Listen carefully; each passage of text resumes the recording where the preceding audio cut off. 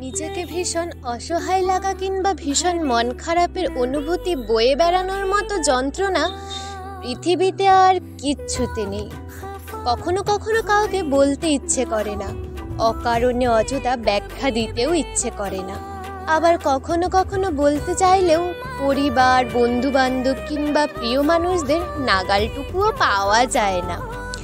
নিজেকে একা লাগা, ভীষণ মন খারাপে নিজেকে বড্ড অসহায় লাগার মতো অনুভূতি মানুষকে নিজের কাছে আরও বেশি অসহায় করে তোলে। মানুষ এর চাইতে বেশি যন্ত্রণা পায় যখন সে তার প্রচণ্ড মন খারাপ কিংবা অসহায় লাগা মুহূর্তে চেনা মানুষগুলোকে পাশে পায় না, যখন শোনার মতো কেউ থাকে না কিংবা শুনেও বোঝার মতো কেউ থাকে না। মানুষ কখনো নিজের দুঃখ কষ্টের ভাগ অন্যকে দিতে চায় না। মানুষ চায় কাউকে না কাউকে ভরসা করতে, যাকে বললে নিজের মনটা কিছুটা হালকা হয়। মানুষ কখনোই কারো সহানুভূতি আশা করে না।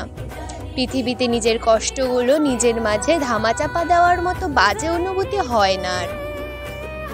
নীরব দুঃখ, গোপন কষ্ট মানুষকে দীর্ঘদিন ভোগায়, আর সেই ভোগান্তি থেকেই মন খারাপের জন্ম হয়।